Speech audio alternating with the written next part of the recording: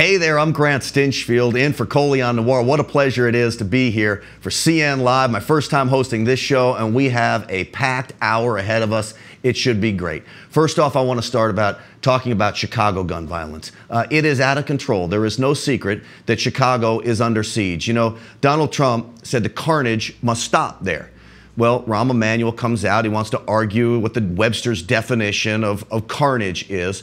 When you have 762 people killed in a year, and you start off January with 228 shootings and 42 killings, as you see there on Twitter by Donald Trump spelling it out for us, up 24% from January in 2016, I will tell you that Chicago certainly has a problem. Chicago leaders there don't want to admit that they have a problem.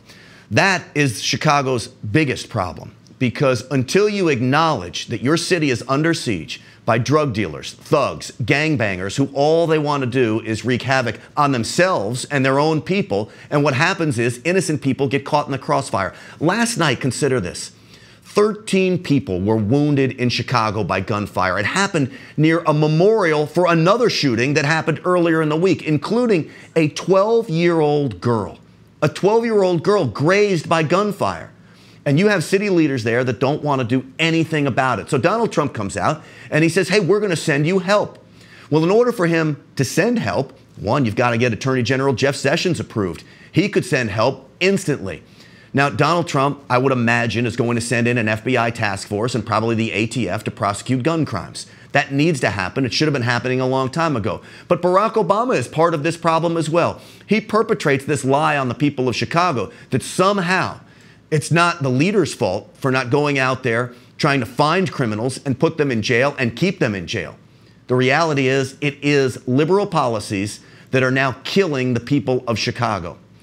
Now, we have Representative Luis Gutierrez, a Democrat. He goes on MSNBC. Now, when you talk about the gun violence in Chicago, he has the gall to blame the NRA. Take a listen to this. Mr. President, we could use more ATF agents, more FBI agents in the city of Chicago so we could take the guns off our street. But yes, you're with the NRA. The NRA that endorsed him, that he is so part of his relationship. You know what that NRA did? It crippled the laws of the city of Chicago in the courts so that we cannot keep guns off our streets. You have to be kidding me. He will look you straight in the eye, deceive you, lie to you, and perpetrate this deceitful message that somehow the NRA is responsible. If anything, the NRA has been a vocal supporter of trying to stop the gun violence. The first thing that needs to happen is stop persecuting law-abiding citizens in the city of Chicago. Let them be allowed to protect themselves. You have grandmothers who want nothing more than to be able to carry a firearm in the streets of Chicago. Yes, that's a story that you're not hearing from the mainstream media. Grandmothers that want to carry, even if it's just a little .380 that they can carry in their purse to protect themselves and their grandkids walking down the streets that are being terrorized by gangbangers. And Luis Gutierrez has the gall to come up with some kind of notion there's a lawsuit that's putting guns in criminals' hands.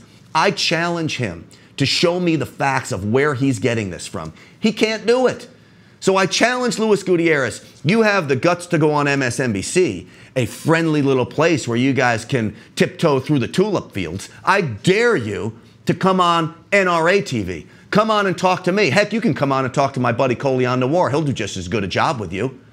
Come on and have the guts to go face to face and tell me where you get your statistics to blame the NRA. You can't. And my guess is you will not come on. And if you do, I will donate $500 to a charity of your choice. How about that?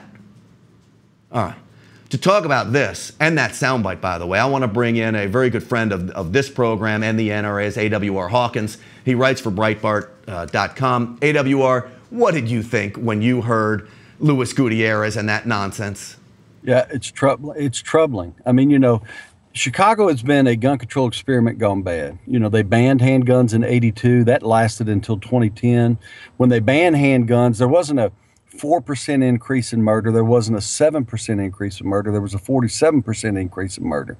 I mean, the things that they have tried have only sacrificed more and more law-abiding citizens. Even today, their response to crime is more gun control. So the NRA's efforts in Chicago if an honest person looks at it, their efforts have been to try to remove barriers to law-abiding citizens carrying guns for self-defense. That has nothing to do with arming criminals, the way he presents it. It has nothing to do with those things. It's trying to give law-abiding citizens a fighting chance. And what do they want? Both he and Senator Chris Murphy from Connecticut, what do they want? More federal gun control. In other words, they want to use Chicago as an excuse to pass more gun control for Denver. Yeah. They want to use Chicago as an excuse to pass more gun control for San Diego. So on and on I could go. It's always opportunism for them. They're never really concerned or worried about what could make people safer. They have a partner in crime in the mainstream media, AWR, and that they'll lie to us, and the mainstream media will push those lies out to the public to try to use Chicago as an example of why they need more gun laws, when in reality, Chicago, to me, is absolute proof that gun laws do not work. Even if you took out the notion that people need guns to protect themselves, even if you threw that out, the simple fact that gun laws have been enacted in Chicago has done nothing to decrease the violence, and in fact, we've seen it skyrocket, which means the criminals aren't paying attention to the laws. No, you're exactly right. And that's why, you know, Senator Murphy points to a lack of federal gun control. Well, if there's a lack of federal gun control that's causing problem, the problem should be across the country, but it's not across the country. The problem is in Baltimore, where they've passed a ton of gun control. The problem is in Chicago, where they've passed a lot of gun control. On and on we could go. Cities that have looked at gun control as an answer have reaped murder and carnage as a result. And it's because law-abiding citizens cannot get the guns they need for self-defense. It's an easy point to make. But as you say, CNN and others, they just don't want to see it. No.